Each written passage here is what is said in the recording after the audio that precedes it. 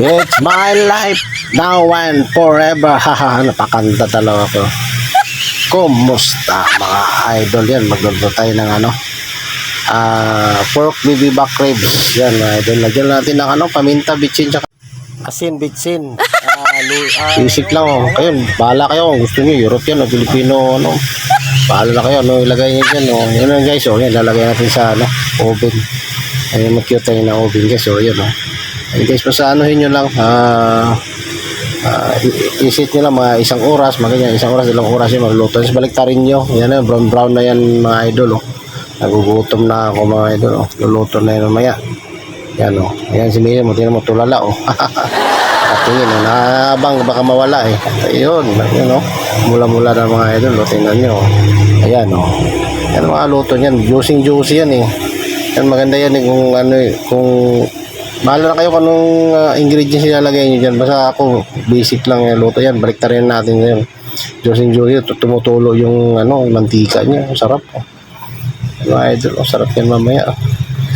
Hintayin na. Nakakagutom pag magluto. Naamoy, lumalabas yung amoy. Ang bango eh. Yan mga idol, tanin mo.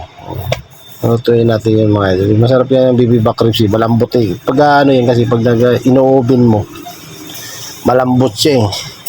Lalong malambot yung laman niya eh. Kasi siya sa init eh.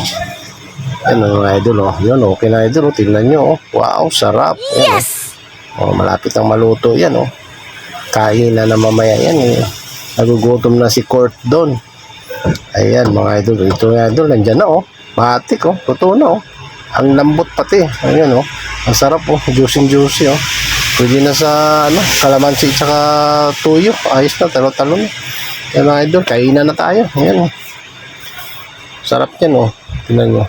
Tsaka yung fresh ng baboy ang kunin nyo, yung bagong katay. Para lalong masarap eh. Pagkain. Yan, kainan na. Yan mga idol, tikman natin. Yun, lambot nga. Lambot na mainit. Yan mga idol, masarap yan mga idol. Masarap naman mga idol. Pag nilagyan mo ng ricado, masarap eh. Lalo pag isaw sa kalamansi sa suka eh.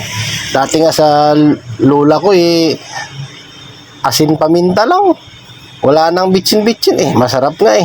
Ito pa kaya pinunasan ng kunting ingredients, paminta tsaka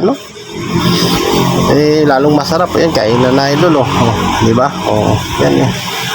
Sa akin masarap yan syempre. Lalo na pag depende naman kasi yan sa yan kainan na. Depende sa sa karne ba. Kahit gaano ka sarap ng ingredients nyo, gaano karami yun. Kahit European ingredients, Saudi, Middle East ingredients pa ilalagay nyo. Kung yung karne nyo mabaho, patay. Hindi talaga masarap yan, di ba? Kailangan fresh din yun. Yan mga idol, maraming salamat.